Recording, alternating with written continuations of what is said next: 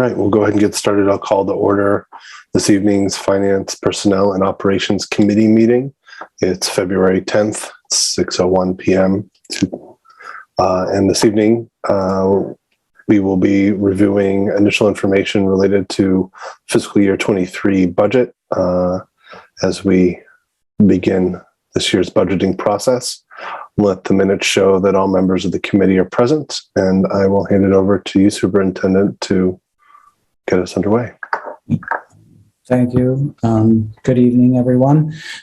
So the agenda today is pretty full, so we have a lot of work to do. We're going to just finalize the calendar. This is a revision over the calendar that had previously been reviewed by the committee, but really the bulk of the work today is to get what I would describe building blocks for the budget coming up. As you know, on March 15th is when we're scheduled to formally launch the budget process with my budget presentation that is called for in the charter. But these are seminal steps in preparing us for that. And so today we're going to start by talking about what we expect in terms of state funding. And then we're going to look at where we are this year in terms of our year-to-date expenditures. And also in that context, talk about the reserves that we currently have, because that's an important building block for the board to understand what we currently have, both from previous years and what we are looking at for the execution on this year's budget. And then we're going to get into the preliminary rollover budget estimates. And so that's a big one. That is, basically what would it cost to do what we're doing this year, next year with the projected increase in costs and things along those lines. And then if we get to it, we have year-to-date ESSERF estimates, and also I want to sort of fill you in on where we are on participatory budgeting. That's something that obviously we talked about early in the year during the budget process last year and then early in the year. And I just want to update you on where we are with that. So that's our agenda for tonight. And if there aren't any questions, we can jump right into the budget calendar. Seeing none, I think I'll go ahead and jump into that. In your packet, you have the budget calendar for this year. The most salient, sort of changes are around the city council end of the budget. If you recall, in the previous version, we had a very truncated internal process. The council, the mayor and the city manager and the finance director have agreed to shift their meetings in the month of April. And so that allows us to be able to push our presentation to the council to the Monday, April 11th meeting. So they've moved theirs to be April 11th and April 25th. And so we will bring it to them at their April 11th meeting. Otherwise, things are pretty much just changes within the committees and things along those lines. But that's the main change. So what that does is it gives us from March 15th until April 5th for the board to do the review of the budgets. The finance committee review happens within that time frame. There is a joint finance committee meeting with the city within that time frame, and we will have one special meeting. Right now, it's scheduled for March 29th, which is when the board would have a public hearing on the proposed budget that's been reviewed preliminarily by the Finance Committee and by the Joint Finance Committee. That would be the hearing, and then the board would approve it. It's scheduled to be approved at the regularly scheduled April 5th meeting.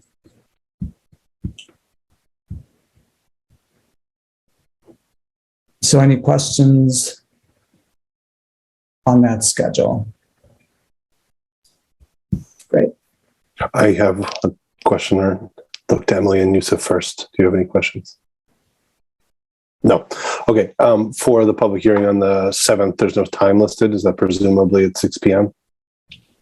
Yeah, probably. We haven't really scheduled it yet. And it's not a public hearing, it's a public forum. And that is just a preliminary. We've done this for a number of years now, just, sort of introduction to school budgeting and things along those lines, more so than,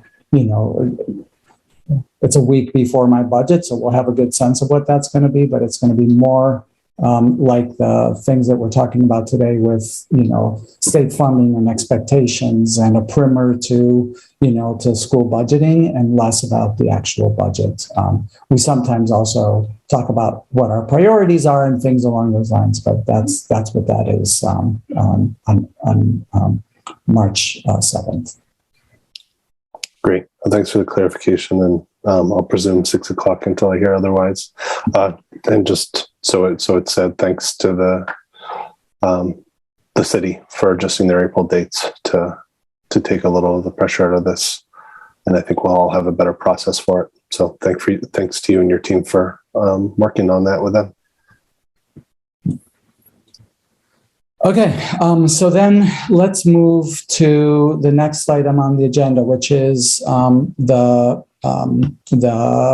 state ED 279. So in the packet, you have three different things. You have last year's ED 279. So that's the last of the three documents there that's labeled the final version, FY22 final version.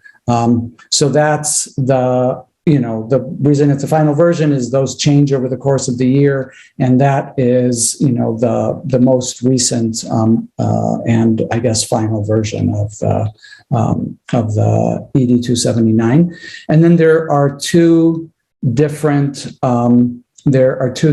for this year. One is the one that was, sort of published on in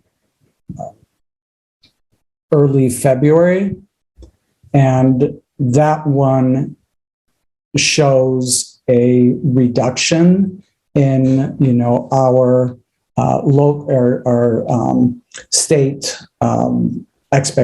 our state what we can expect to get from the state. So the state contribution of, $1.5 million over last year's funding. And then the other version that you have in there is the most recent one. And that one is, that one shows a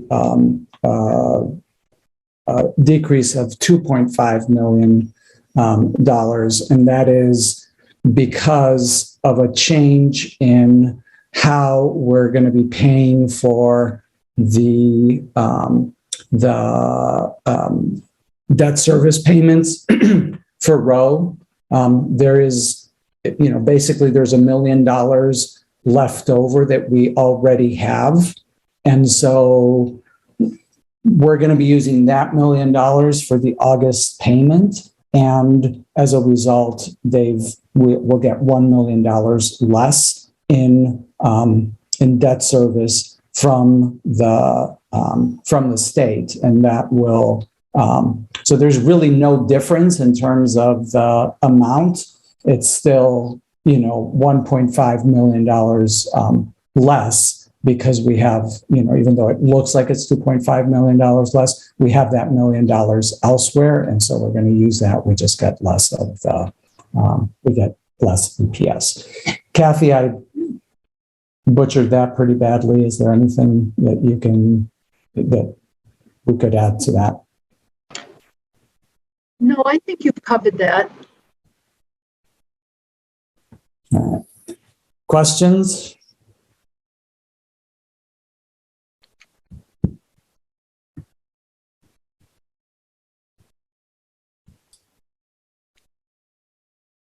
I have one. Go ahead, Emily. I'll just say that maybe next time you can, when you go from 1.5 to a $2.5 million loss, you can let us know ahead of time that it's not real and that we're moving money around, because my heart skipped a beat, but okay. Sorry.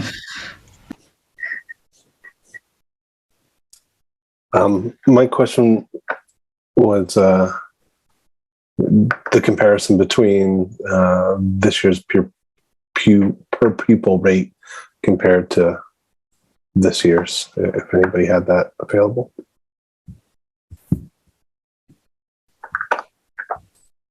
So that's page. That's on first page. Yeah, page 1. So First page of it's 7,700 for elementary, 8,200 for high school. secondary. And last year it was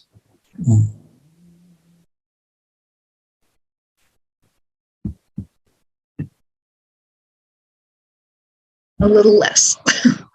7647 and 8108 for secondary. Okay, thank you. and that's the base cost for students. Then there's a multiplier for ELL students and for pre-kindergarten students and things along those lines as well. And those show up in like page 3. And that's at the bottom of page 1 of each report. Thank you. And then I apologize if this was said, but is this is final that we're looking at, the one that's dated 2/3/2022? Is that correct? They change all year.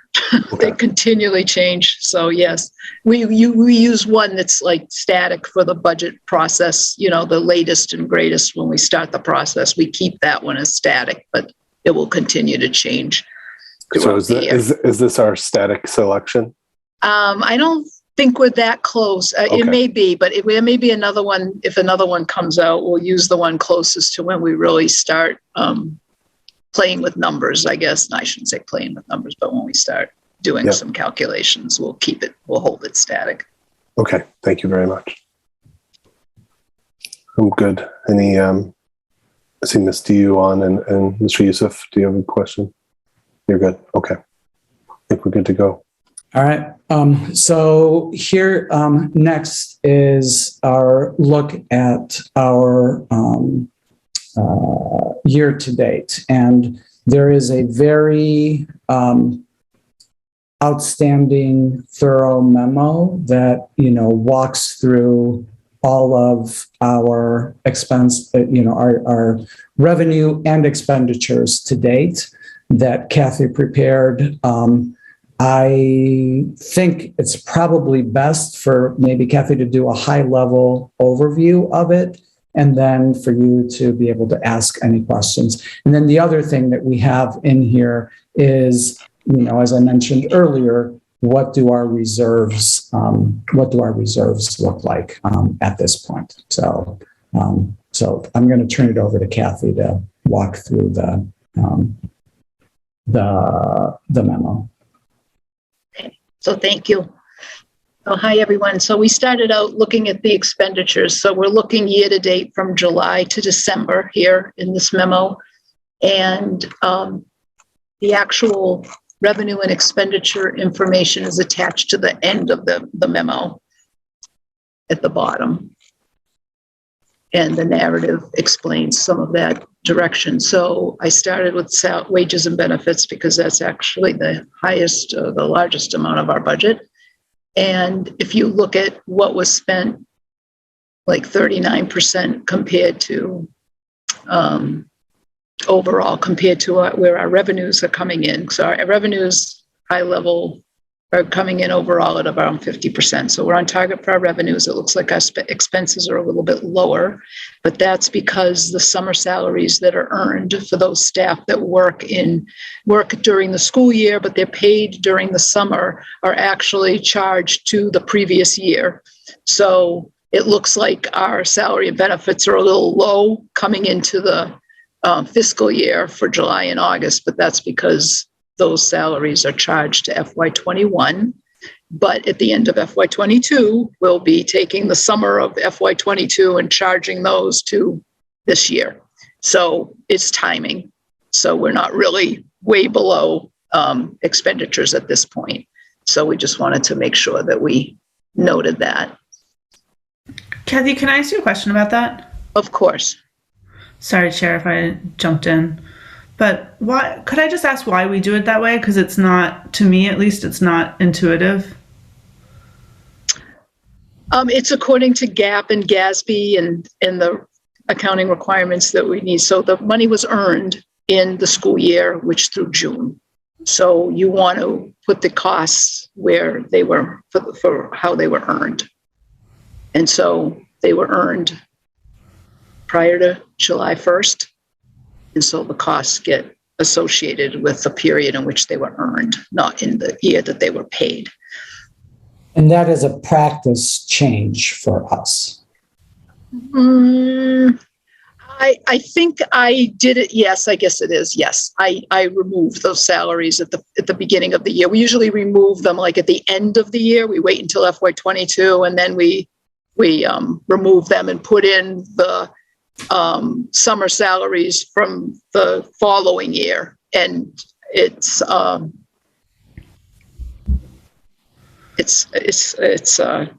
little bit of change in practice, but not in procedure. We've always done it. We just haven't done it this early in the period.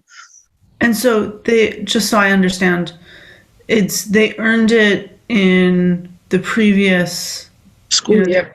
Previous school year because it's part of their salary, and so it's contingent. Is that? Yes, it's part of their salary. It's how they choose to receive it. So teachers receive it through the whole year, 12 months, but they earn it during 10 months. So summer, and I'm sorry for this very that's fine. Question, but summer only staff would be paid from the current fiscal year.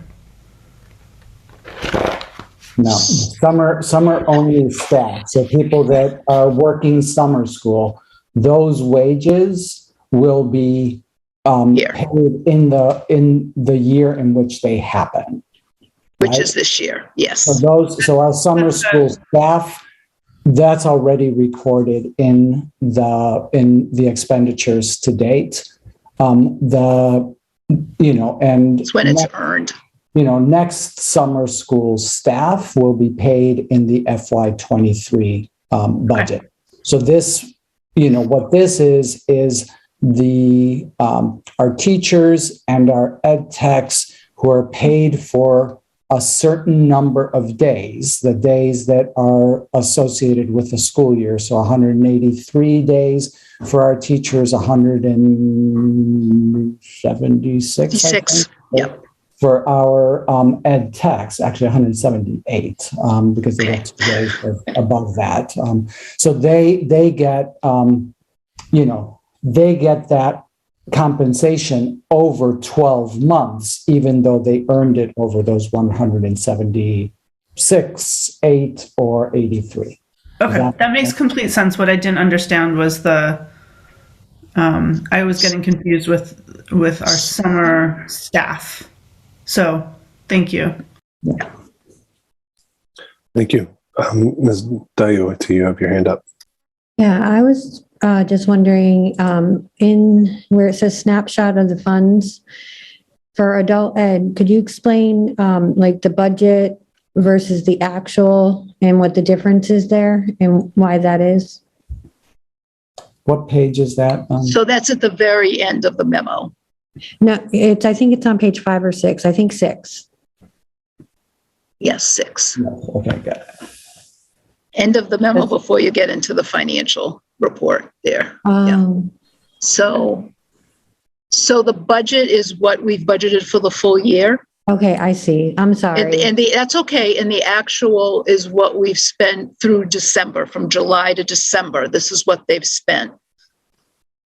And Okay. so or received. So revenue is what they've received. They've received, like for adult ed, 58% of their revenue they've already met that. So they're a little above their target of 50%. They'd be at 50% in December. So they've received a little bit more than, if you looked at, we're halfway. But with their expenditures, they're a little bit under. They have not overspent their expenditures. They're a little bit under at 40%. I didn't calculate the difference between actual revenue and expenditures because it's too early in the year to say, oh my goodness, it looks like they're 500,000 ahead of their revenue is ahead of their expense because we haven't finished the year yet. And that's probably not going to be where we land, but it just kind of gives you an idea of the full year budget, where we stand right now compared to that. Does that make sense? All set, let's do you. Okay. Mr. Youssef. Okay, sorry. I'm not looking. I'm not seeing you're muted. Sorry. I don't have a question. I was just wondering if you can share the slides. Makes sense. Share the slide. Mr. Youssef, we're using the documents that are linked in board docs. Do you have access to those? Yeah, I do have them, but I thought you were planning to share so that we can see. I'll do that. Okay. Can you see that? Thank you. There we are.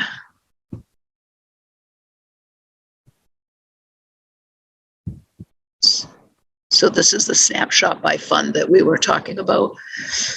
Is this what you wanted, Mr. Youssef? Yes, thank you. And did you have a question about it? No, I'm good. All right. So that's salary and benefits. And there's a little bit more about just our temps and our substitutes and where we stand. We're running a little bit below budget on our stipends and our temp pay and any additional pay. But again, school started in September, so it started at the end of the first quarter. And so we're 6 months in on our fiscal year, but we're only 4 months in for the school year. So we're expecting that we're going to catch up and we'll certainly be spending what we've budgeted, or at least that's the prediction. The retirement sick payout, the same kind of thing. You'll see in the actual expenses that are at the end of the memo that we're below projection at 9.5%, but we usually don't find out necessarily who's going to be retiring until we get closer to the end of the school year. So those numbers look a little bit different. Budget compared to actual, we're running below. The total benefits are also below budget because they're running alongside the salary and the salaries and the wages. So because the salaries, 2 months of that has been charged to FY21, so have the benefits that relate to that. So that will kind of turn around at the end of the year. Emily's hand was up. Yes, Please, sorry. Kathy, this memo is just incredibly helpful. So thank you so much. I find it really accessible and appreciate all the work that has gone into making it accessible.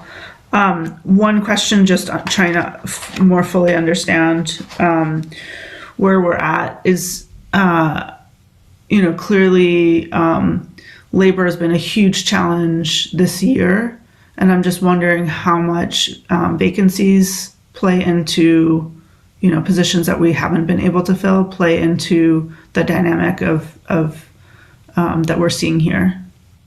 And I think we're going to get into that a little bit more as we start sharing more salary and benefit data. Right now, we're going to vet a lot of that information through with department heads and see if we can confirm those vacancies that we're showing to make sure that we've got all the information vetted before we share. But we're going to be looking at that. I don't have that yet, but fair enough. Sorry if I'm getting ahead of us. That's okay. No, that's good thinking ahead.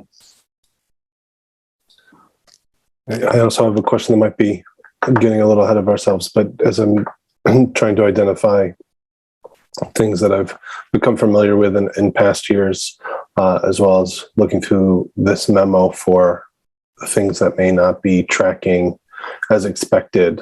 I remember the Maine Care reimbursements and our food service programs being two in the past that we've needed to address when we're getting to the end of a budget year. So just curious if there's anything you want to say more about those two categories. We're going to go to revenue soon. So okay. I think they're in the memo. Yes, they're in the memo. Yes. We're doing expenditures. And so, maybe Kathy, if you just run through contracted services and so on. I will. Okay. And, we'll get get there. Yeah. Okay. So contracted services, they're running a little below budget because again, the school year started in September. So we got 6 months of expenses, but the first 2 months aren't necessarily directly related to schools being fully in operation. So we have, and because of the pandemic, our staff travels down, we've got lower costs for like advertising, postage, printing, photocopying, and telephone. Those are reflecting a little bit less. We have our special ed contracted services. I think we were mostly below budget because of the school year starting and again, because there are fewer billings to Maine Care than we previously anticipated. So that has a little bit to do with the money that's going to come in on the other side. Tuition also is expected to be spent closer to budget by fiscal year end. That's showing a little bit under budget. A lot of this stuff is just timing with invoices and the receipt of money. We know our utility bill payments are below budget, primarily due to timing of our expenditures. We've fallen a little bit behind in paying our invoices. So with the addition of our new accountant, we're hoping that we're going to catch up with that. And we're working diligently to catch up on that. But that's reflected in the financial information here and something that we look at as we're going down through. I know we're behind, and it's reflected in the numbers that looks like we're not spending as much. We are certainly spending pretty much what we projected to spend, but we're behind in our payments. Our repairs and maintenance are also looking like they're running below budget, but again, part of that is due to the timing of some of the invoice payments, and the city charges us back for some of those services, and those come throughout the year, not necessarily at specific times, or they're periodic, but they're not consistent throughout the year. So they charge us for those chargebacks, and they experience some of the same kind of staffing shortages that we have too. So those things haven't necessarily come in. I think since this memo, we have gotten notification that some of those chargebacks will be increasing for next year, and they've been expensed through to our accounts. So that'll probably be reflected in the next quarter. And of course, our liability insurance, it looks like we're 95.7% expended. That is pretty much because we pay that once a year, and that's been paid already for the year. So it looks like we're we'd be overexpended by now, but it's just kind of due to the timing of when things are paid. So that's paid once a year, it's already paid. And so we may actually have a little bit left over from what we anticipated for the budget.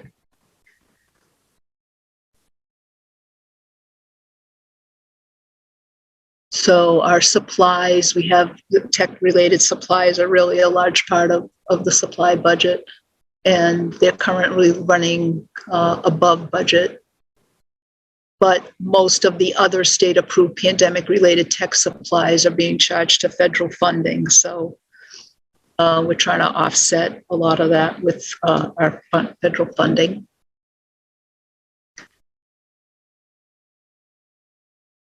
Our food service supplies are really currently in line with the total actual revenues, even though they are running slightly below budget. Our revenues are also running slightly below budget, so we're kind of even keel with what we're receiving and what we're spending. Our general and custodial supplies are below budget, again, because we started the school year in September. Fuel and electricity, we know we're reflecting a lag in our payments, as we already discussed. So again, we're trying to catch up on those so that we'll be more in line with budget for next quarter. And then we have other costs. We have field trip transportation. And of course, we're still transporting to athletic events, and a lot of that we're using private transportation for some of that, but we don't have as many regular field trips. And the transportation department actually charges a lot of that cost if it's internal to the different department accounts, and we're a little bit behind on that on the timing of that process as well. No, pause you for one moment. Kathy, I see Ms. Diu has her hand up. I'm sorry, I'm not seeing no it. problem Okay. at all. We're all here to support each other. Okay, thank you. Okay. I was just curious. I'm really new to this, so please excuse me if No, I not at all. don't know. Can you tell me where the Metro buses are, like the bus pass is in the budget for the high school? And that is for transportation, but not field trip transportation. So that may be part of that. I'd have to go back and look for you. I was just curious. Exactly where that is, but that is part of this, and that may certainly be part of the other costs that are here in that other cost category. But I can look that up and I can let you know, Jody.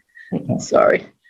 And I just, I looked at that budget recently, and I don't remember if it's actually in transportation contracted services or if it's separate. Yeah, I can't remember. I don't remember that.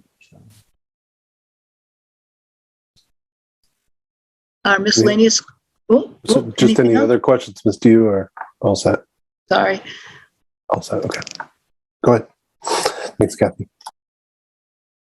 You might be able to see that. I'm just thinking she might be able to see that, but maybe not down into some of the detail. But I should be doing that research for you, so I will do that. Okay. So back here to our other costs, capital costs. Most of the capital costs reside in the IT department, and they've spent about 30% of their budget, and all the other departments make up the remaining portion. And there really aren't a lot of capital costs that are incurred by the other departments and schools, but the capital costs would include things like equipment, student and non-student transportation vehicles, tech-related equipment. So most of it's tech-related. And most of the capital costs to date through December have been incurred by IT and our facilities department and our food service department, which is pretty much where we would expect most of those costs to come from. And then our debt service payments look like they're on target. They're expected to be fully spent by fiscal year end. We budget the amounts per the city's debt service schedule, and it includes any anticipated debt payments that relate to the school department. So right now, of the $9.6 million in debt service, 3.4 or 35% is currently reimbursed by the state. And some of those debt payments come in at different times, but we budget and adhere pretty closely to the debt service schedule, the amortization schedule that the city provides to us. So we're always pretty confident that we're going to be in line with budget by the end of the year. So that's the expense side. On the revenue side, the local revenues, a lot of these are on target primarily because... Sorry, one moment, Kathy. Mr. Yeah, Yusuf, put up his sure. hand. Go ahead. Sorry.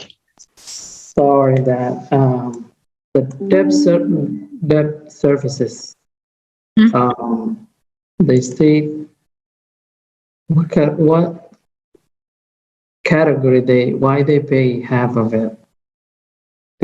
They don't pay the whole amount one time. We have some schools, for example, Ocean Avenue and East End and Row, that are that were bonded by the state, and so those are paid for, and that's what we get reimbursed by the state for the payments that are due on those bonds. So the 3.4 million that is listed here, that's for the outstanding debt for Row, Ocean Avenue, and East End.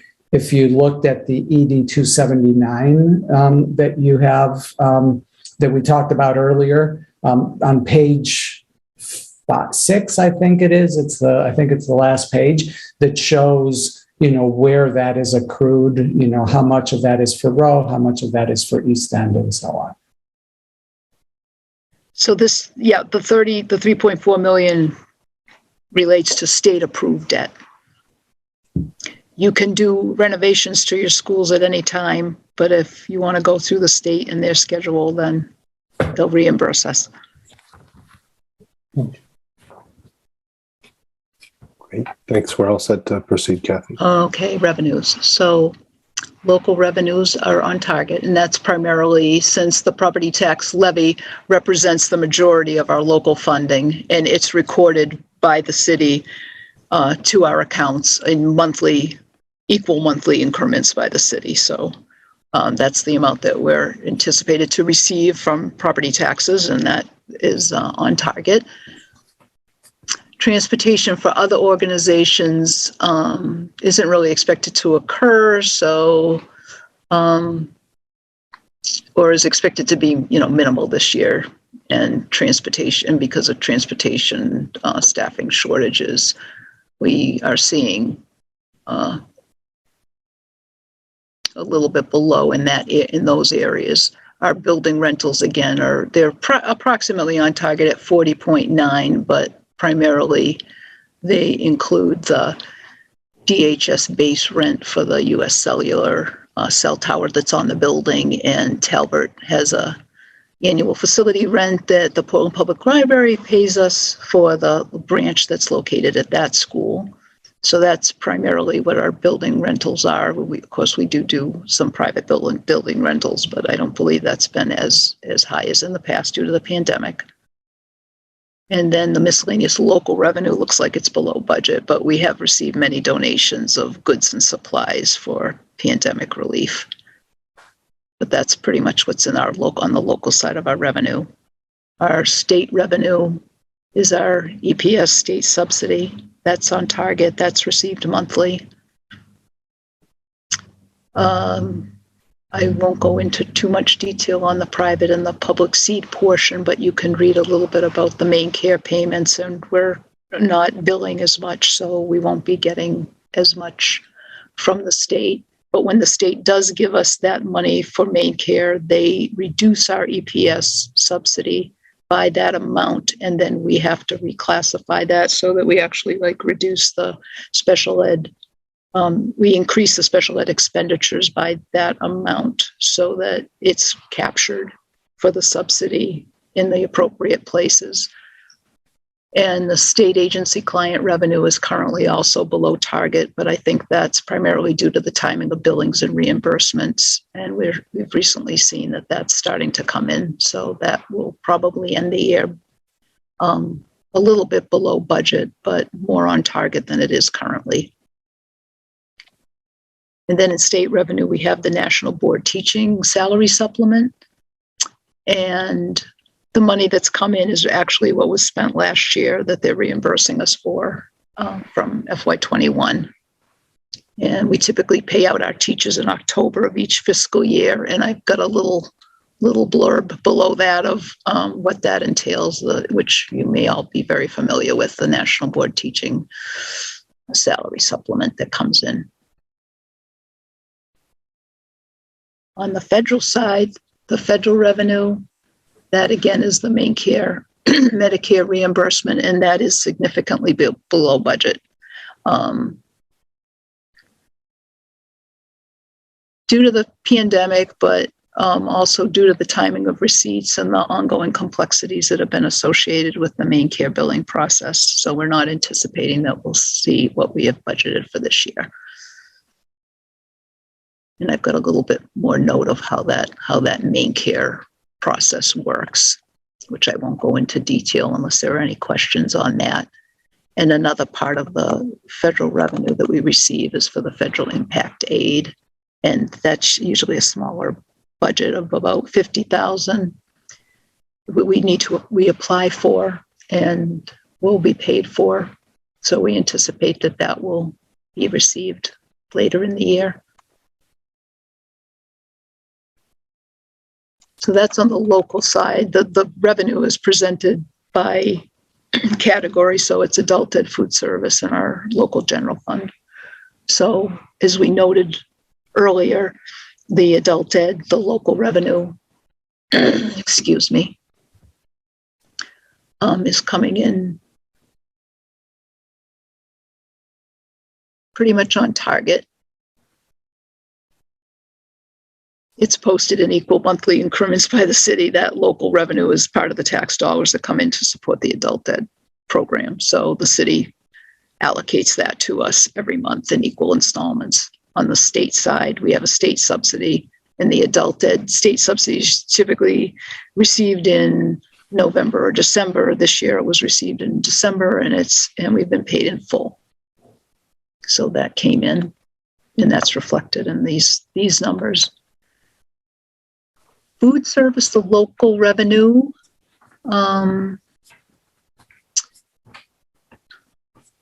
the federal government this year has supplemented the school lunch program. So this funding is represented in the federal revenue section. So it's a little bit different under which program we're currently being funded and reimbursed this year. So it looks a little different than it has in past years, just for the fundings, because of the funding sources. And the local part of the local funds are also, that's part of the tax levy that's used to support the food service function. So that's budgeted again, and that's posted periodically in equal installments by the city every month. So of course that looks like that's right on budget, which it is. Building rentals are expected to remain under budget due to the pandemic, because prior to that we had the Maine Family Farms. They leased the central kitchen and used it as a distribution center. We aren't seeing that revenue this year. And the miscellaneous local revenue is also under budget. We never know exactly when that any donations might come in, but it consists mostly of donations, and it might be attributable to the pandemic and also because schools started in September. The state revenue, we have state reimbursement, which refers to the reduced portion of breakfast and lunch that's paid by the state. We're not expecting any further funding under this program for the remainder of FY21, because everything is kind of coming in under the summer as an emergency in the summer program. And we did receive an emergency operational cost reimbursement from the USDA for $277,000 that was supposed to be received in FY21, and we got notification from the state. We actually received $216 in October, but we're required to report that as FY21 revenue, which we did. Kathy, may I pause you there for a moment? I just find that confusing between the notice of 277 received of 216. It just to test my understanding, we received what we're going to receive, which is 216, although they told us originally it was going to be a bit more. Yes. Okay. Thank you. Yes, and I think I had reported that out somewhere, that we were expecting to see the 277,000, but in fact, we only received 216. And on top of that, we received it this year, but we need to report it as last year's revenue because it was expected to be received back then. Okay, Thanks for pausing there with me. Sorry. Yeah, No, that is a no, it's little not confusing, you. but Not you. It's all good. I didn't want anyone to say, well, I thought we were going to get 277,000, which we were expected to, and that was the original letter, was to that effect. Just in case anyone has a better memory than I do at times. Federal revenue, that's noted here as reimbursed summer program. So the reimbursements for the federal lunch and breakfast programs are being processed under the summer program this year, the summer program guidelines. So it's just reflected a little differently than it has in the past. So if you combine the budgets for the lunch reimbursement, the breakfast reimbursement, and the summer's program reimbursement, that total is 2.5 million, and we've received approximately 54% of that combined total, all under the summer program reimbursement line. So it looks like we've really received a lot under the reimbursement of the summer program, but it's actually also for the federal lunch and breakfast programs as well. And then we have a federal child and adult care food program, and those receipts are expected to be lower than budget due to the pandemic. And then we receive payments in lieu of commodities. That is also above target. And we have other federal food service reimbursement that includes the fresh fruits and vegetable program. There's a lot of acronyms, I guess, in food service, as there is everywhere, but that's geared toward the elementary schools during the school day, and that is below budget through Q2. Kathy, Mr. Youssef has his hand up. Yes. Kathy, if you can a little bit go up the reimbursement lunch and breakfast, is that just for the summer? It isn't. They're reimbursing us under the summer program guidelines because of the pandemic, I think. So it looks like we haven't gotten anything for lunch and breakfast, and it's all coming under the summer program reimbursement line, but all of that is being reimbursed through the summer program, and we're putting it all to one line of revenue, if that makes sense. So I combined the budgets for those three programs because all of the money's coming in under one program. Okay, I think we're all set. Thank you. And then this is the end. This is where the little snapshot came in. That's just showing we balance our budget. So our revenue and expenditures for general fund, food service, and adult ed all agree. And this is our total budget that was approved for FY22, the 126,454,700. And then the second column, or the third column actually, is showing the actual revenue and expenditures to date from July through December, and what percentage of that is either received in the case of revenue or spent in the case of expenditures. And I guess from my perspective, when Kathy and I talked about this, the big takeaway that I want to make sure that everybody can internalize is, whereas the expenditures to date are in the, 40% range, halfway through the year, that is largely attributed to that accounting shift that we talked about at the beginning with the salaries that were earned during FY21 actually being charged to FY21, and the same will happen this year. So in reality, for a big chunk of our budget, which is our teacher and ed tech salary, that is, we're not halfway through the year, we're roughly 35% through the year. And so that's what you're seeing. That's what you're seeing there. Does that make sense? I think that makes sense when we're talking at the general fund, but that doesn't relate to food service and adult ed's proportions, correct? No, that's what okay. Yeah. So in those two categories, is there anything further to say about why it's at 40%? Is it simply that the school year started in September while the fiscal year started in July, or is there anything else that we should take note of? I think we're we're serving fewer meals and therefore, having smaller expenditures and also, less revenue. Nothing real concerning that I've seen in those areas.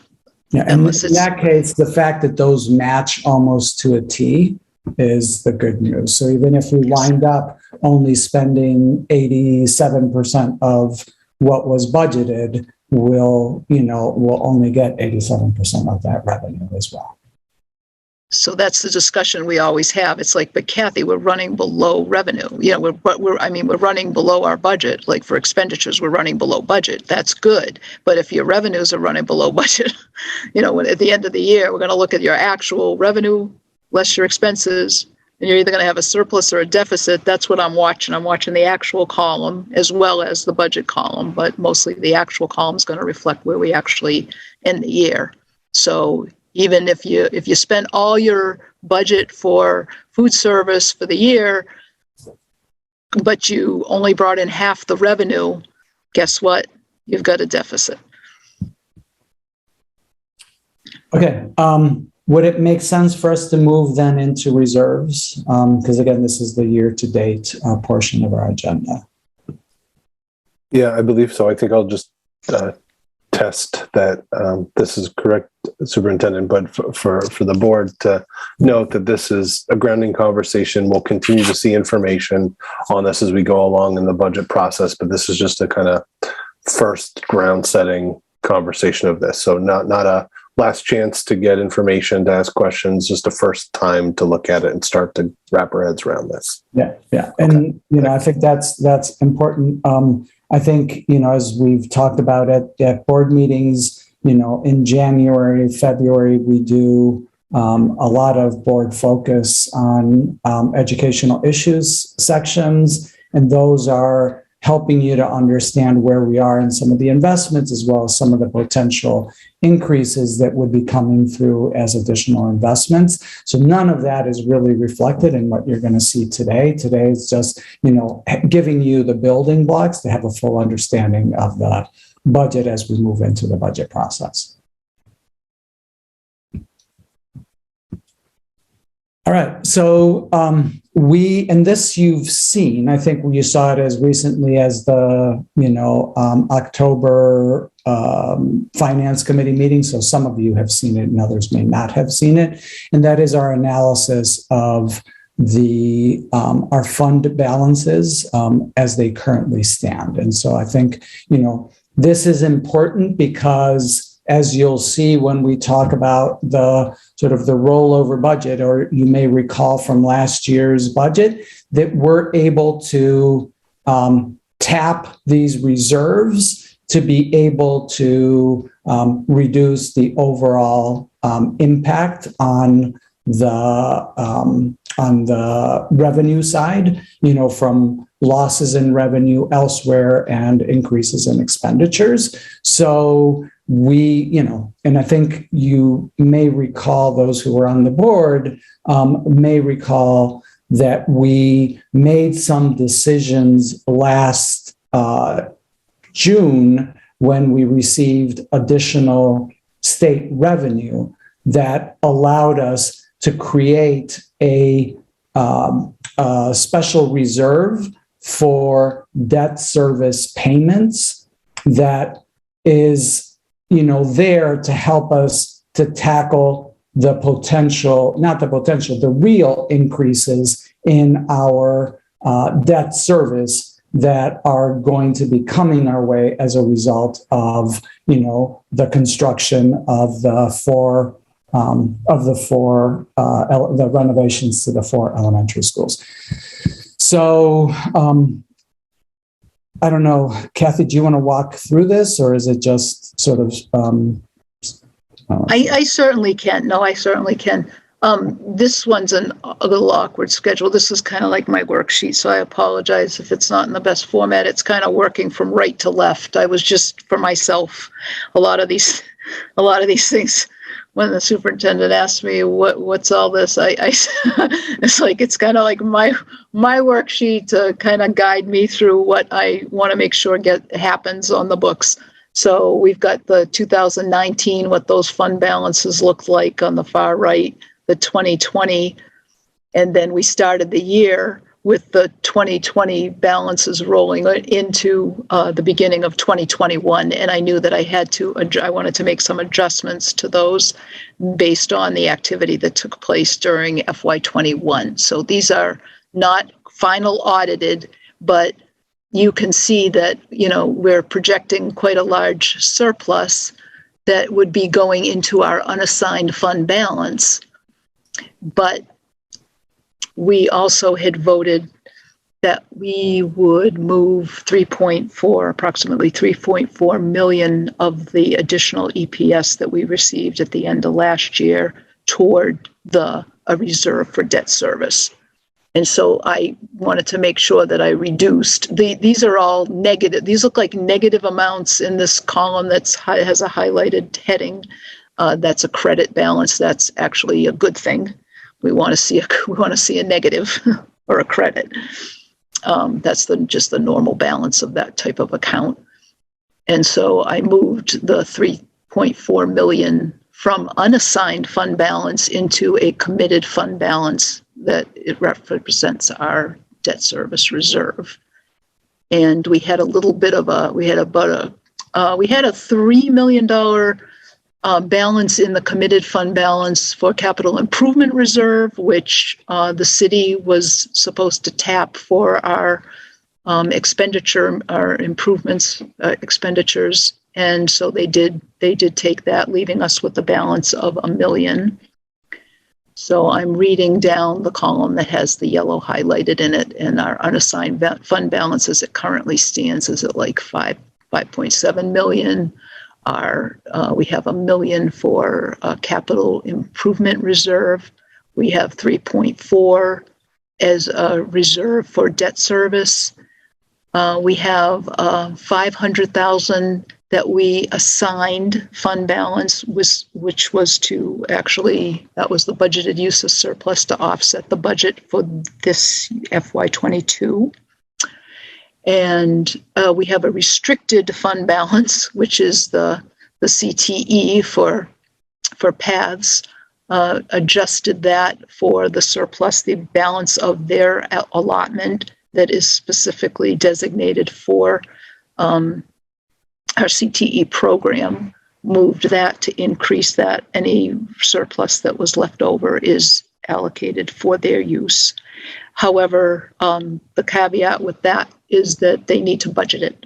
So they're not supposed to tap into that unless they actually have budgeted the use of that. So, but that is there available for them. So we've got $10.9 million of fund balance in the general fund, but roughly a little over half is committed or reserved for other purposes, of which you certainly have some leeway in how that's used. And then adult ed, their accumulated surpluses over the years have resulted in a $316,918 surplus for them that's unassigned. We said 20,000 we were going to use of that reserve to help offset the budget for FY22. Kathy, may I pause you? I see a hand up. Sure. Victor? Not sure I need to interrupt, but so Kathy, you can feel free to answer this when you're finished going through the chart, but can you just remind me, so there used to be like a 3% cap, and the state removed that entirely? No, they raised it. They raised it just during some of the pandemic years to 9% right now. So I think we have another schedule that might show that too. I did not include that, Kathy. Oh, okay. I'm sorry. It seemed a little more detailed than what we needed. Yeah, that is more detailed. That was just showing that, in years past, because of the surplus that we have for FY21 coming into FY22, we would have exceeded the 3% cap.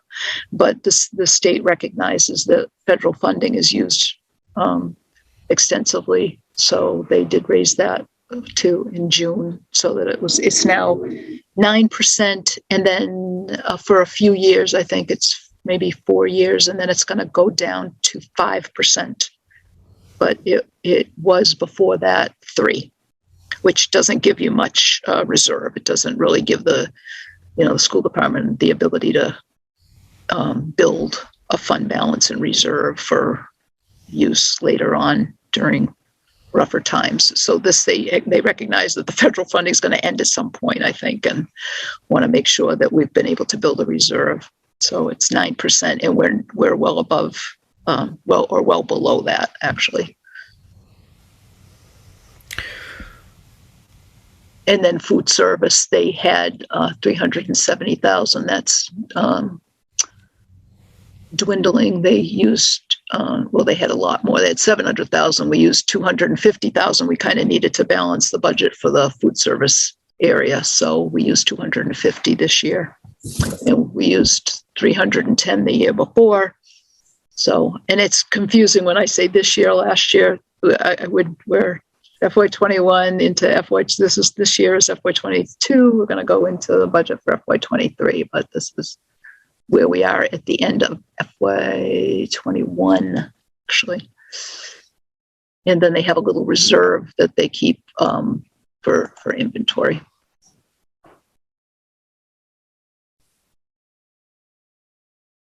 So there's not a heck of a lot that they can use in the adult and food service, but we're building ours on the local side. So that's kind of where we stand for what we've got for fund balance. With I guess the most notable of that is that the unassigned fund balance is what we have available for FY23 to offset the budget.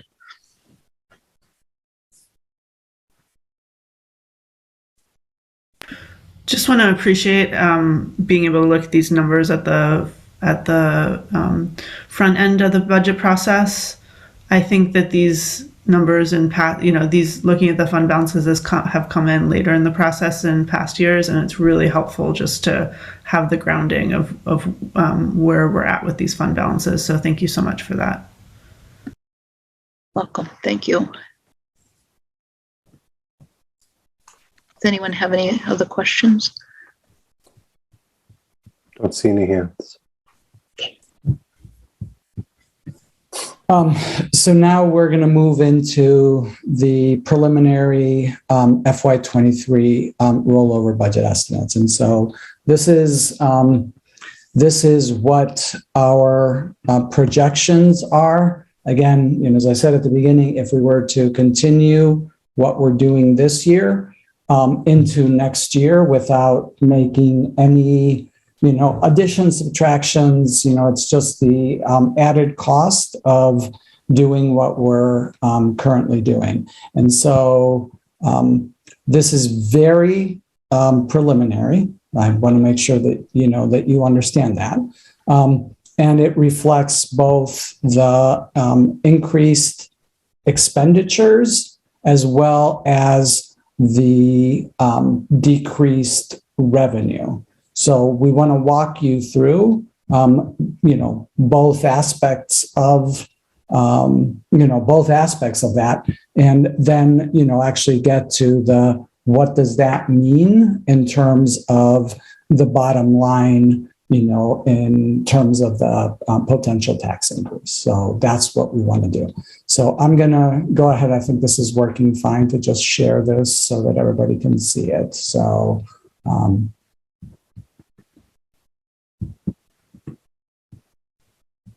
this one's a little, I'm going to blow it up, Kathy, and then we just won't see the notes. So you can, as you walk through it, but otherwise it's just hard to see. That's fine. I have mine blown way up too. All right. So the way that we subdivided this, and I think Kathy, just jump in at any time. What we wanted to show is both what we're projecting, or for all three areas, what we're projecting for personnel, what we're projecting for the non-salaries and benefits, and then what we are projecting in debt service. And so you can see there that our projected expenditures for personnel is up by about 6%. So from 94 million to 99 million. Our projected increase for everything that isn't salary. So those are all the contracts and all of the, different non-salaried items, purchase of material supplies, things like that. That is up by 8%. And this is, in that particular case, because we don't have all of the budgets in, we just, used a CPI multiplier. And so we use that 8%.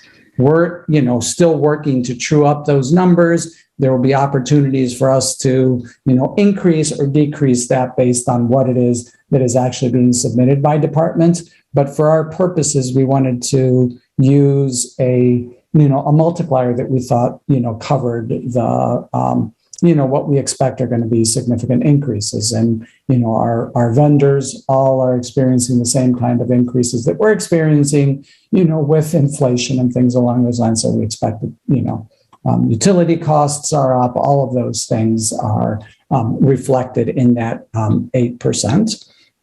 And then the last piece that we wanted to show here is the debt service cost. And so here you see, what it was for this current year for FY22 and what we're projecting it to be for FY23.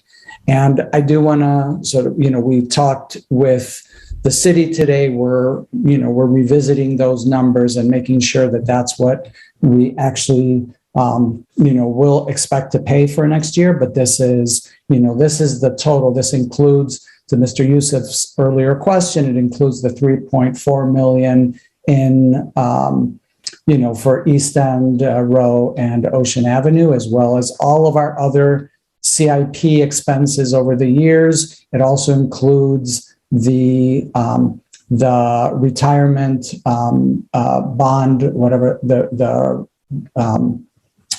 what's it called, Kathy? Pension obligation. The pension obligation. The pension obligation, yeah. That includes the pension obligation bond, which is about $2.5 million of this amount, and it includes what we're projecting for the BFOF projects.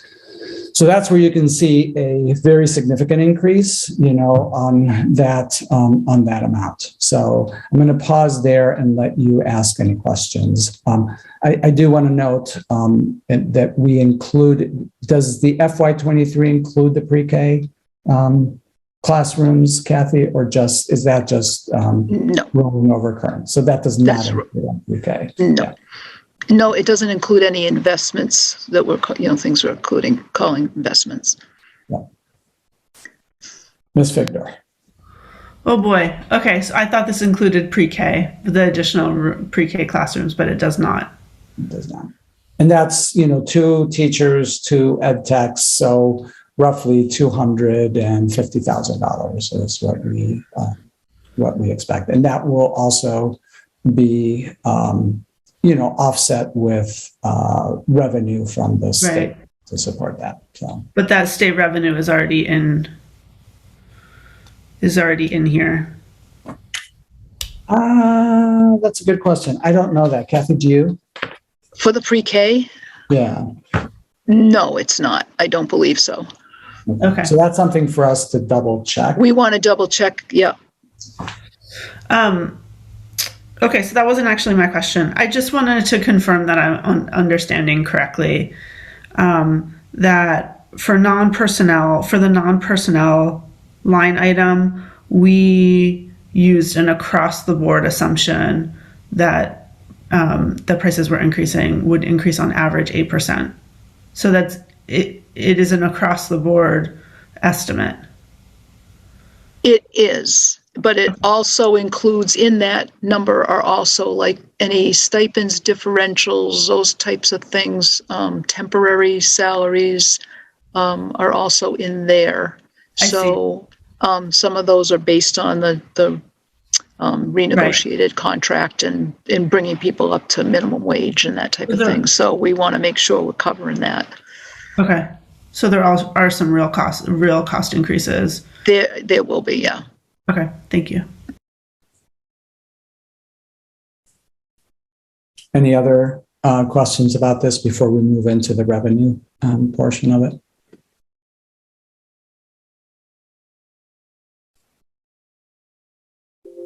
Dio has her hand up. Ms. Theo?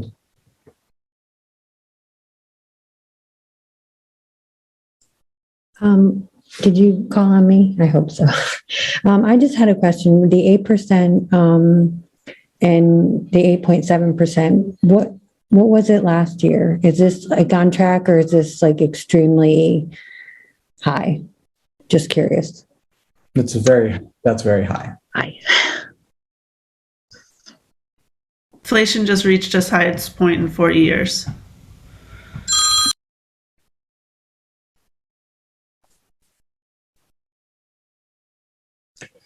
Okay, can we move into revenue then? All right. Kathy, why don't you walk through this piece? Okay. So the revenue is reflecting the reduction in the main care reimbursement or the main care billings that we're not anticipating seeing for next year. And also the state EPS reduction of about 1.6 million. So that's all that this is reflecting. And the use of fund balance, we kept the same as we did last year. We can certainly have changes to that, but we just kind of kept this at the status quo since it's a rollover budget. So we're using that use of fund balance was reflected on the fund balance schedule where 500,000 was used from the general fund surplus, and we had 250 from food service surplus, and so that's reflected. That's all reflected in the 770. And then the next line where it says use of surplus, that's the reserve for debt service, just show that as a separate line. We have 3.4 million reserved for debt service. This would be a quarter of that. I think we thought our 4 biggest years before the general obligation bond falls off, it's going to be, the impact is going to be in the next 4 years. So if that's a quarter actually of the 3.4 million that we reflected here for the first year, and that is certainly subject to change as well, but just kind of built that in there. And then the difference between your gross budget of 137 million and those revenue sources would of course be what you'd have to raise in property taxes. And that's the 111 million. And so that's an increase in the levy of $12 million, $12 million. A 12.6% increase in the levy. Yes. And then below that, you can see the value, the valuation. You know, this is after the revaluation. So you can see what the property tax rate, the mill rate is, you know, this year, 6.77, projected to go up 80 cents to 7.58%. And so that's an 11.9% increase in the property tax rate on a 12% increase in the actual levy. And that's based on an increase, a projected increase in the valuation at this point or early on by the city.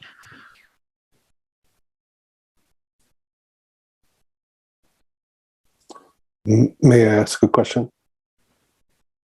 How does that 14.7 valuation that the city is assessing compared to what the state is basing their numbers on? Because that's been really out of sync for previous to the revaluation.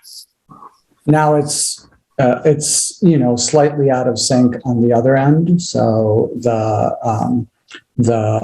valuation that the state is using for us this year is the average of the past 3 years. So I think it's somewhere in the neighborhood of 11 million. We went over that this last meeting, and the current valuation, the state valuation for Portland, I think is 12.4 billion, something along those lines. So it's it's significantly lower than what our revaluation was. And, obviously you recall that before it was like 8 billion on the city side and, 10, 11 billion on the state side. Yep. Okay. Thank you.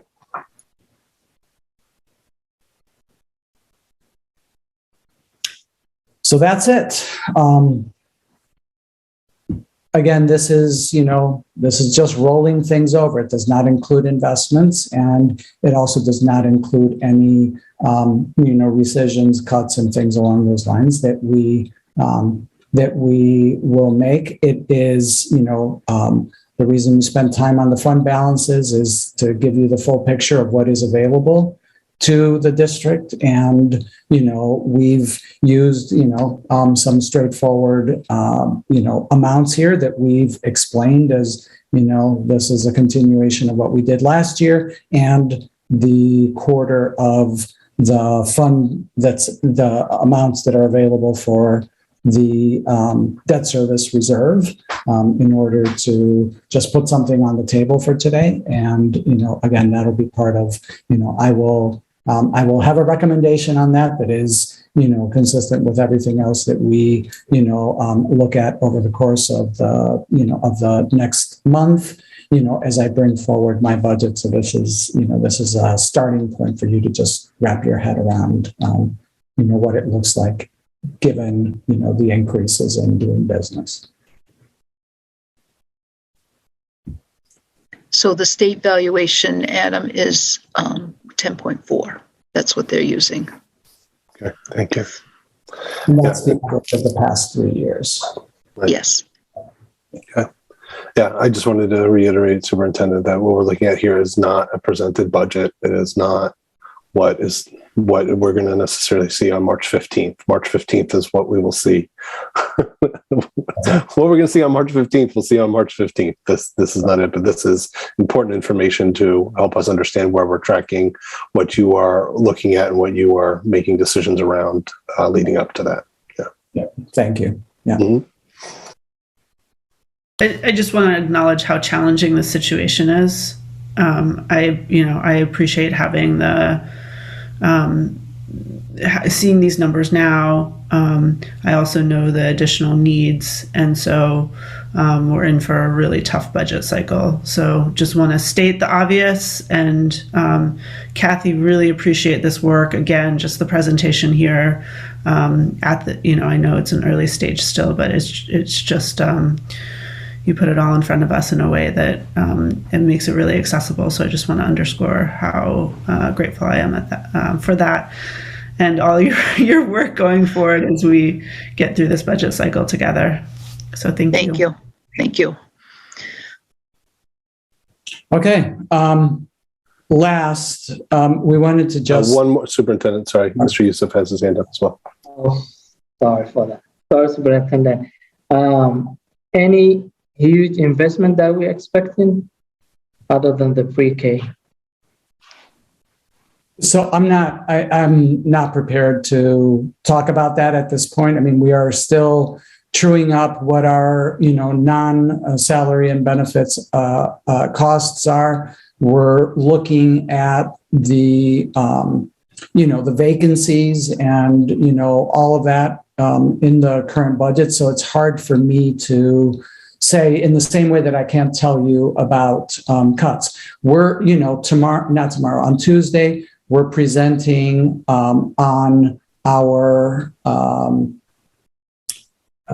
formulas, I guess, for staffing, which we've spent a lot of time this year trying to get to a more reliable and predictable way of, of assigning staff to schools. So we're doing that for, elementary, middle school, and high school, general ed. We're doing that for specials, art, music, PE, library, things along those lines. And so we're going to be presenting that at the meeting on Tuesday. We're also going to be presenting on our ELL formulas and what that generates in additional staffing needs and things along those lines. So just like you have with pre-K, which we did at the last meeting, you're going to have a full picture of, what are the things that we are, looking at potentially adding, as well as, to some extent with formulas, where there are some opportunities for cuts. But, when we bring the budget to you, then we'll have, I'll be making recommendations about the things that I think we absolutely need to have going forward. And so that would be, potentially reductions in some areas and increases in other areas. But that's the work that we have to do between now and, March 15th. Thank you, Superintendent. Thank you, Chair.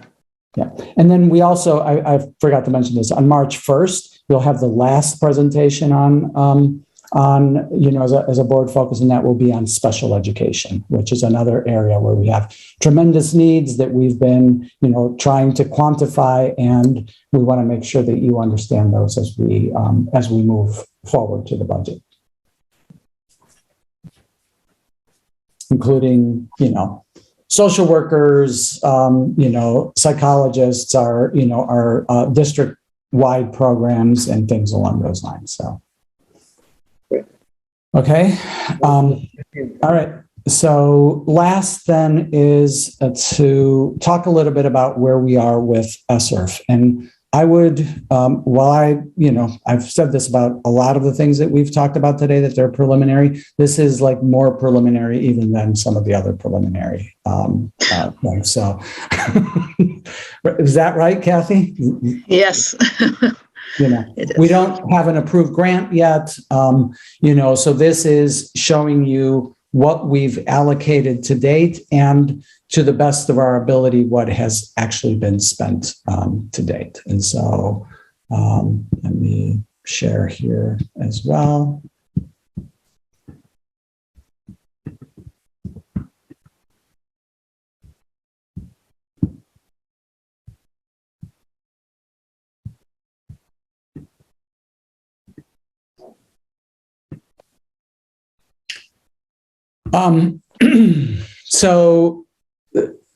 So starting on the left-hand side is the preliminary budget. As you'll recall, this is for ESSERF 3. We're fully allocated on ESSERF 1, on ESSERF 2. On ESSERF 2, we have about $1 million left that was underspent in our summer school. And then we also have some commitments that we made in last year's budget that we will be carrying forward into this year around, curriculum projects and other, custodian salaries, things along those lines that are being carried over into, into this year. But that, with the exception of the $1 million, is all, if you will, spoken for. So then, ESSERF 3, $18 million. This is our preliminary allocation of the resources.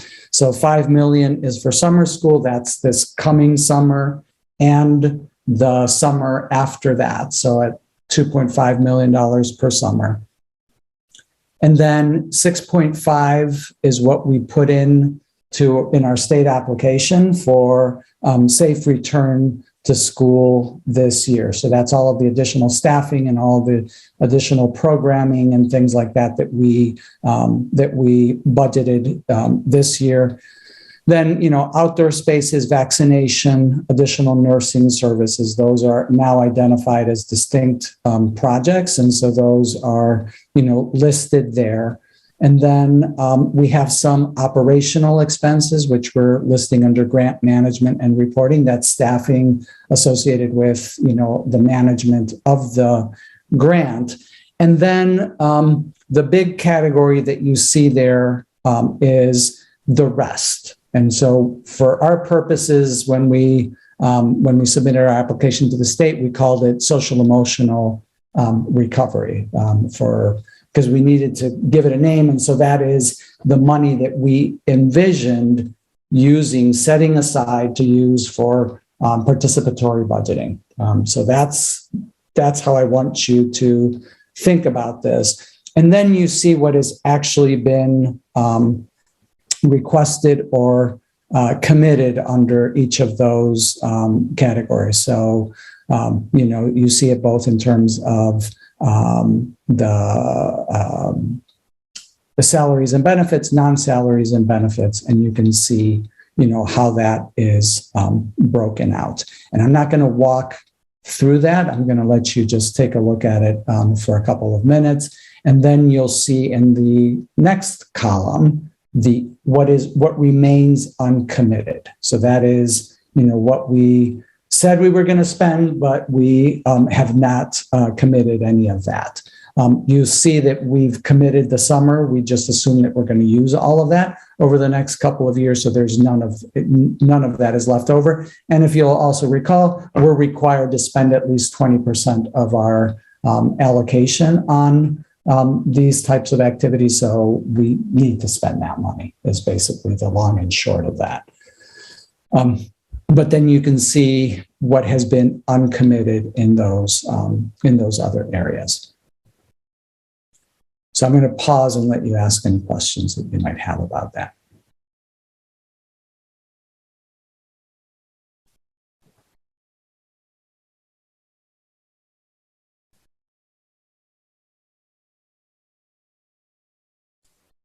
Okay. I'm sorry, I was given a chance, and I apologize if this is redundant or if it's where you're going, but more to say about the social emotional recovery line. Yeah, it's undefined in terms of what we would actually use that funding for. Think of it as just, we wanted to call it participatory budgeting, and that was not acceptable.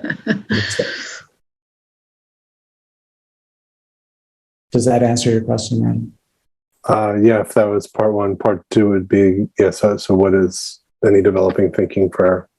Yeah, can we first walk through the actuals, because I think it's also important to get a sense for what the actual expenditures look like in those areas. Of course. Yeah. So, and then we'll come back to that, because that is ultimately what this agenda item is about, is like, what are the plans for that money? So, Kathy, you want to walk through this with folks, expenditures, and I think just, the proper caveats around it to make sure that people understand that this is, very preliminary. And the reason I think it is so preliminary is in part for the projected piece. This reflects approved requests. So requests came through the ESSERF 3 process, and they might be looking for additional staff for safe return to in-person instruction.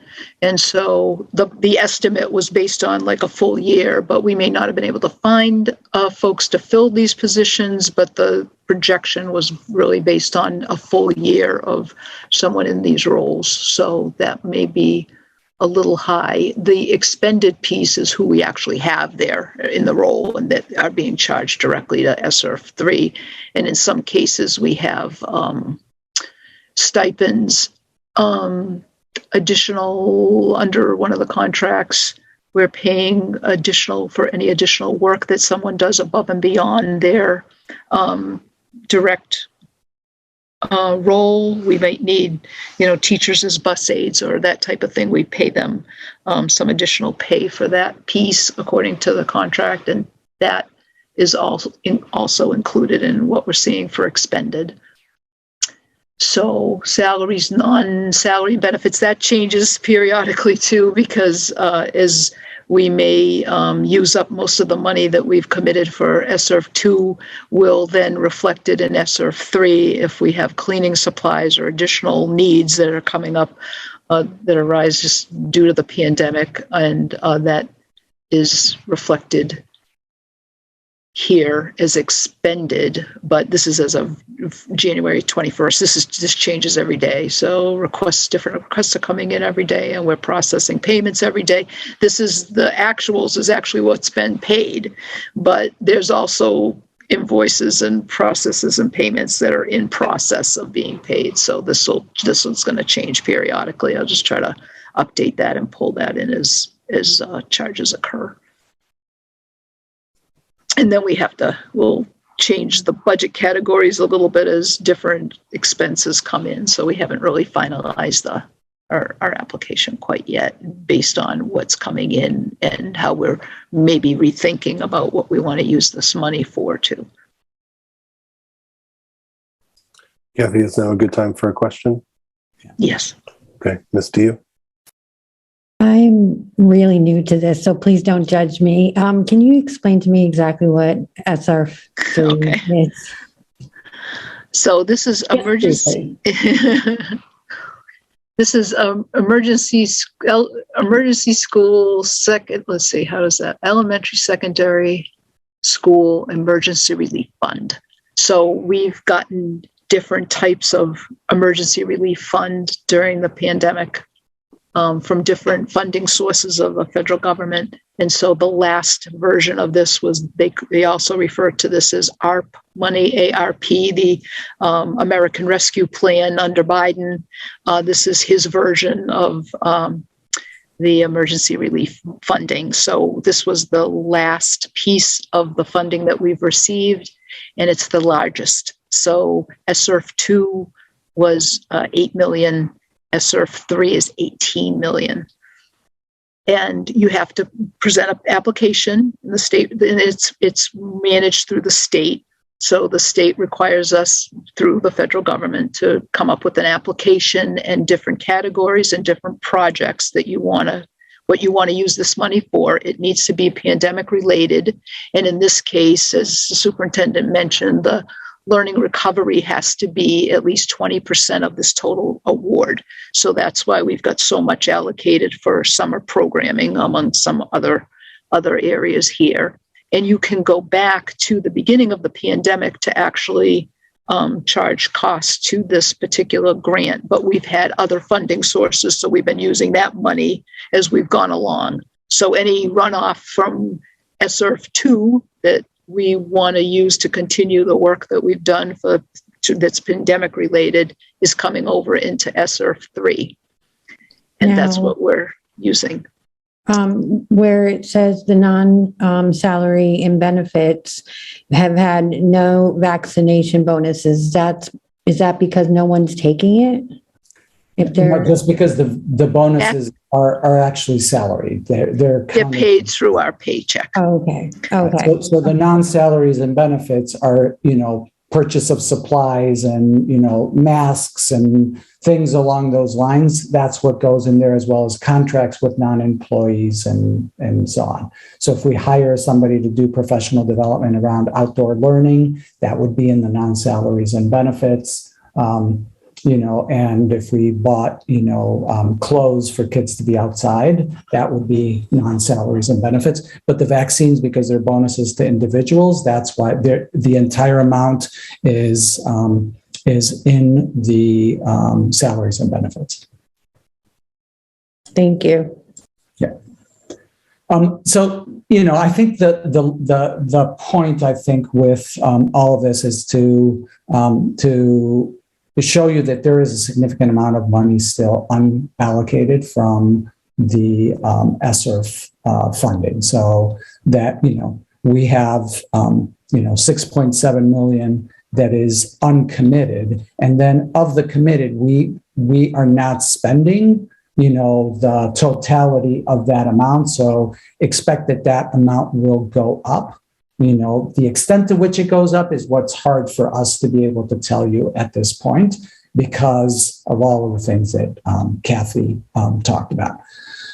So the thing that I want to talk about with participatory budgeting is that, I'm excited about doing it in the same way that I was when I talked about it in the summer, and believe that that is the kind of thing that, this funding gives us an opportunity to do that we've never had the opportunity to do before. But I'm also super apprehensive about the fact that, we have another school year ahead that we don't know what to expect. And so I'm purposely being slow with trying to bring forward a plan for doing that, because I want to make sure that, one, we know what we need for next school year. And two, as we go through the budget process now, you saw what those numbers look like. Are there things that we can pay for out of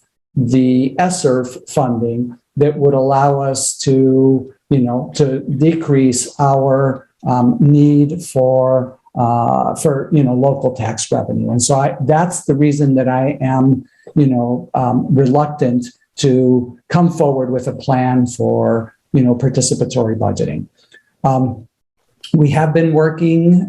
We have one of our principals, Dr. Ahmed, is working on his, he's a part of a cohort of aspiring superintendents, and as their capstone project, they're working on, helping us to think about how would we roll out a participatory budgeting process in Portland. So we've met with them. They're in the process of working through doing their due diligence, and they're coming back to us with some recommendations. So when that happens, we look forward to sharing it with the board. But I really want to, my main purpose for putting this on the agenda today was to say that, from my standpoint, I would like to hold off on moving forward with participatory budgeting until we have a much clearer sense of what next year is going to bring to us, and as we work through our budget process this year.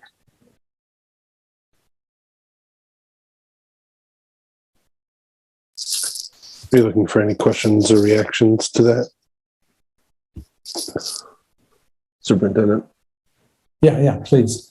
Okay. And just clarifying where we're at in process. I'm sorry, I feel a bit dense tonight. We'll just call it being ill. But Ms. D, I see you have your hand still up. Did you have further question or comment? No. Okay. Anybody have questions or comments on what the superintendent just shared? I have a quick question. Superintendent, holding the participatory budgeting until we get something clear, does that mean the ESSERF 3 is not enough for any upcoming thing that we might face? No, I think it's a significant amount of money. It doesn't, we know for sure that it's, 6.7 million, right? That's uncommitted. And then add to that whatever we don't spend of the,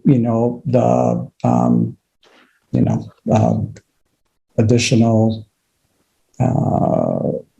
it's not the full 11 million, like 6 million, what we don't spend from that 6 million. So I'm sort of separating the summer programming. Whatever we don't spend is also available for next year, the following year, as well as for participatory budgeting. Yeah, thank you. Great. I appreciate the highlight, and I support the approach that you're taking, Superintendent. I couldn't imagine being a board member right now, as excited as I may be about participatory budgeting, to ask you to prioritize that in front of the budget process that we have to get through and all that sort of stuff. It just doesn't make any rational sense to me. So support you. I support the way that you're looking at how the funds could be used, not only to do participatory budgeting perhaps down the road, but also looking at what we're trying to continue to move forward.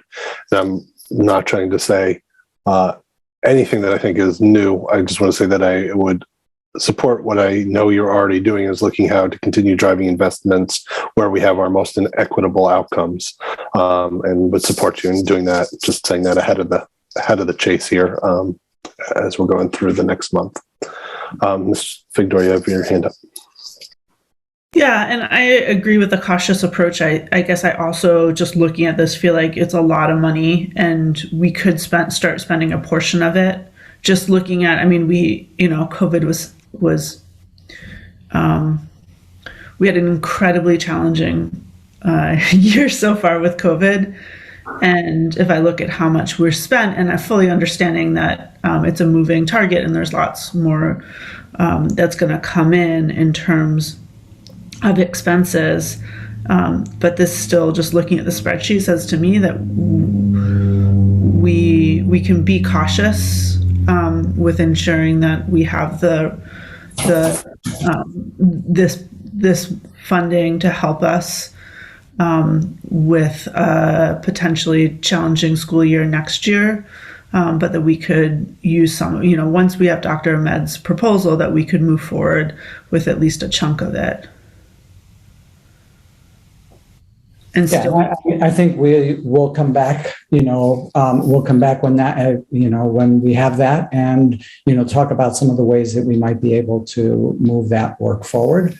But, I think I owed it to the board to just, make my thinking about this visible to you.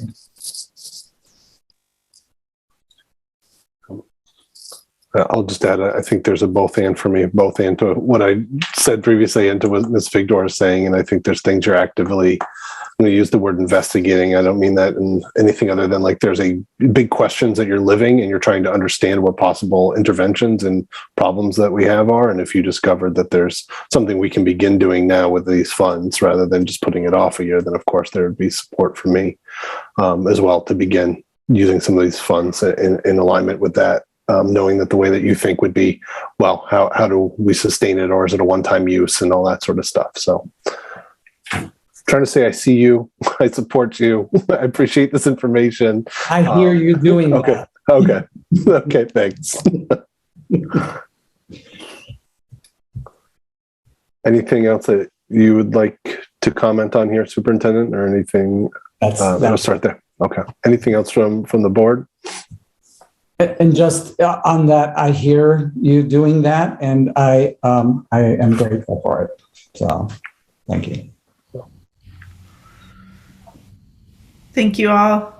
Yeah. So, so I think with that, we're ready to adjourn. Is that correct? There's no further items. Okay.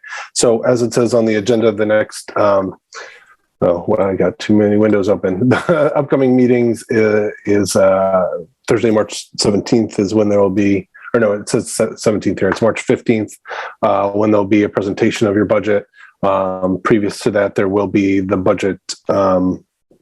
I got the words jumbled in my head. It's not a hearing. It's something else where you're going to provide the preliminary information about how a budget works. And, I really encourage first year, second year, third year board members to attend that for first time knowledge, for a refresher course. It's really useful. And of course, anybody that's leaning in to understand our budget process, just foundational information to understand, and will help us all understand this very complicated thing called our school budget that we'll be working through for the next 3 months. So thank you for hosting that. We'll share the specific information soon on what time it will be and how to tune in. And just, thank you, Kathy. Thank you, everyone. Appreciate it. With that, I'll take a motion to adjourn. Okay, we have a first with Ms. Yusuf and a second from Ms. Figdor, and we're adjourned. Thanks all. Have a good evening.